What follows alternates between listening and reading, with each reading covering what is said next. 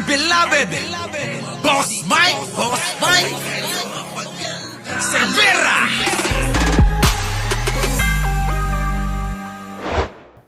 Hala ka, Senator Marcoleta, ubos ang buhok sa isang abogado. Tindi, mga kababayan nito, matindi. Panoorin natin. Attorney, pakisabi. Sa hearing ng Committee on Finance, pinipilit na naman ni Marcoleta ang posisyon niya na hindi daw pwedeng mag-impose ang DOJ ng kondisyon ng restitution bago tanggapin ang mga diskaya bilang state witnesses. Pero halatang hindi talaga nag-practice ng litigation si Marcoleta. Ganito lang kasi kasimple yan. Sa litigation, ang abogado na umahawak ng kaso ay may full control sa parang sinabi nito si attorney, bobo ba yun si Marcoleta talaga? Parang sinasabi na eh. Bobo si Marcoleta eh. Attorney ano? Bobo si Marcoleta. Lamang lang kasi nakawig siya. Yun ba yun, attorney? Marcoleta, parang sinasabi ni attorney dito, mahina ka raw.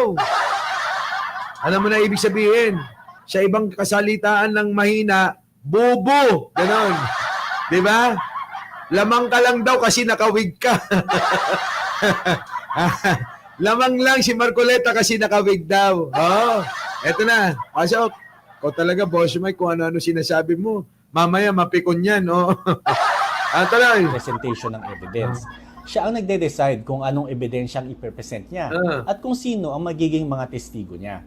Walang sino mang pwedeng mag-dictate sa kanya. Hindi court, hindi Senate, at hindi kung sino man. Kaya kung may lalapit sa isang abogado at sasabihin niya, Attorney, gusto ko pong mag-witness sa inyo, may absolute discretion ng abogado. Pwede niyang sabihin, hindi kita kailangan. At kung gusto niya, pwede rin niyang sabihin, sige, tatanggapin kita, pero magbayad ka muna ng utang sa kliyente ko. Correct. Ganon kasimple yan. Sa criminal case, ang may hawak ng kaso ay ang mga public prosecutors under the DOJ. Kaso nga ang gusto ni Marcoleta, mga kababayan, gawin ng state witness yung mag-asawang diskaya. Yun naman pala, hindi pwedeng ganon. Prerogative na ng DOJ o ombudsman yata o DOJ kung sino kung i-appoint na maging state witness o hindi. Di ba? Pwede rin pala sabihin na yung sinasabi ni Marcoleta na pinipigilan niya. Pwede pa rin sabihin ng DOJ na balik mo muna yung mga ninakaw mo. Si Marcoleta, ayaw ng ganon. Bakit magbabalik ng pera? Ang hinihingi lang naman, state witness sila. Pinipilit ng ganon ang pinipilit ni Marcoleta eh. Kung si Marcoleta, porke nakakalamang siya sa iba. Paano, Boss Mike, nakakalamang? Abay, may dagdag siya eh. Bakit may dagdag? Bakit yung iba? Yung iba wala pang dinadagdag. Si Marcoleta, puno na ang salop, may tumbok pa. May buntok pa, di ba? Sabi sa amin, puno na ang salop, may buntok pa. Ano yung buntok, Boss Mike? Di nakapatong sa bumbunan niya. Di ba? Kaya lamang talaga si Marcoleta. Ikaw ba naman ang may dagdag na nakapatong sa bumbunan mo? Okay. Sila ang abogado ng government. At sila rin ang may karapatang pumili kung sino ang gusto nila maging testigo. Kung ayaw nila, walang magagawa. At kung sabihin ng DOJ na bago ka maging state witness, isoli mo muna mga ninakaw mo, may legal authority sila na i-impose yung ganyang condition. Kita nyo, tama pala yung sinasabi ni Ping Lacson, at saka ni Tito Soto. Pero si Marcoleta, kontra ng kontra. Ewan ko ba bakit nyo binoto kasi yan eh. Kontra ng kontra si Marcoleta, mga kababayan ko.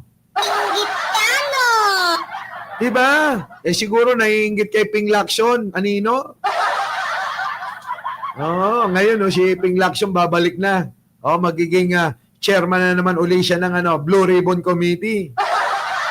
Si Marcoleta, Ayun, luhaan. Oo. Hanggang ngayon, mga kababayan, hindi makamove on sa nangyaring yan. Sabi naman ni attorney, ikaw pala Marcoleta, mahina ulo mo. Biruin mo, pinagyayabang ka pa ng mga DDS. Sabi, yari na kayo. Kasama na namin si Marcoleta. Yung pala, mahina rin ang ulo. Diba? Pinagmalaki nyo na, pinagmayabang nyo na. Oo. Dati idol ko yan. Mula nung narinig ko si attorney, siya na ngayon ang bagong idol ko. Sorry, Marcoleta. Oo. Tama na. Parang yung panawagan ng mga taga Ilocos Sur sa mga singson. Tama na. Sobra na. Palitan na. Sabi nga na. Diba? Oo. Tuloy. Kung hinahanap nyo ang basehan sa batas, makikita ito sa Section 2 ng RA 6981 or ang Witness Protection, Security and Benefit Act. Ang sabi dito, ang DOJ ay expressly tasked to formulate and implement the Witness Protection Program. At sabi ng Supreme Court sa kaso ng Ginggona Jr. versus Court of Appeals, GR number 125532, July 10, 1998. One may validly infer that the government prosecutor is afforded much leeway in choosing whom to admit into the program. Such inference is in harmony with the principle that is in an executive function. Ibig sabihin, may malawak na kapangyarihan ng DOJ kung sino ang tatanggapin bilang state witness at kung anong kondisyon ang dapat nilang tiparin. Ngayon, tanong ni Marcoleta, paano niyo i-compute ang dapat isole? Saan niyo... Kita nyo, hindi alam ni Marcoleta yan.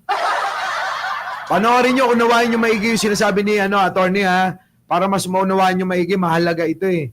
Ang ganda ng paliwanag ni attorney dito, mga kababayan ko.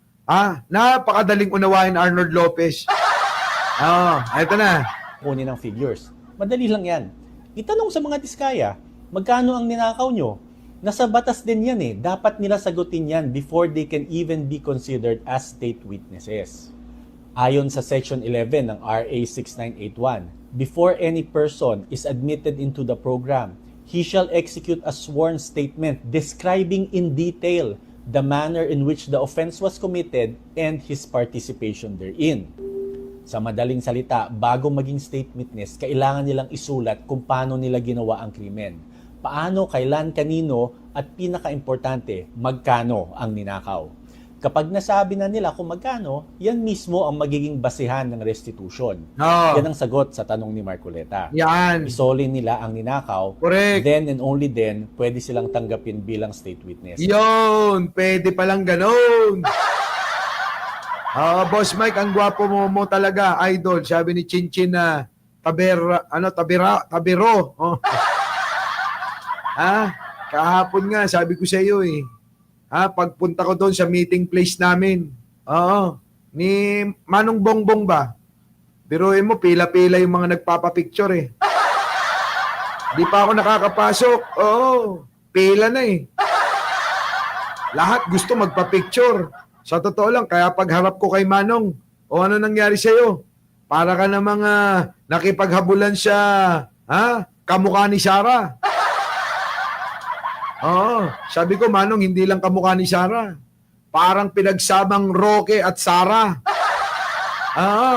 Ayun, naku, grabe. Tawa ng tawa eh. Sabi ni Manong Bongbong.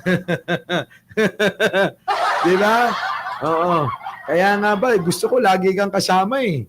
Kasi para napapatawa mo ko eh. Sabi ko naman, Manong, pwede naman ako sumama. Kaya lang, wag madalas. Hindi pwede. Diba? Tuloy. Ganun ka-simple, ganun kalinaw. At kung hindi maintindihan ni Marcoleta to, Hindi. baka panahon na para ipaalala sa kanya ang mga simple litigation doctrines na ito. Kita nyo? Wala. Marami dapat ipaalala kay Marcoleta. Baka naman ulyanin na kasi matanda na. Diba? Baka ulyanin na kasi matanda na nga. Bakas naman sa kanyang muka. Diba? Marcoleta, wag mo nang andayain sa iyong piluka yung mga tao na bata ka. Dinadaya mo sila eh. Diba? Lumalamang ka sa iba. Sa totoo lang, Oo. Di ba mas matanda ka pa kay Magalong? Pero dahil siya alin, Boss Mike? Ang mahiwagang mensahe. Hindi, ang mahiwagang piluka. Ganon. Ang mahiwagang mensahe. Anino naman sinabi ng ang mahiwagang piluka. Ang mahiwagang mensahe. Wala, mensahe talaga. Ang mahiwagang piluka niya, di ba? Lumalamang eh. Oo, nag-iiba yung... di ba, no? Pero tignan nyo mga kababayan, pag pinagtabi nyo sila, sino? Si Magalong at saka si Marcoleta, mukhang mas tatay pa. Oh, mukhang tatay na ho ni Marcoleta si Magalong. Di ba? Di ba? Oo, mukhang tatay. Oy, Magalong, magpalagay ka na rin ng ganon. Magpasukat ka na rin ng iyong piluka. Oo, nakakabata. Di ba, no? Grabe.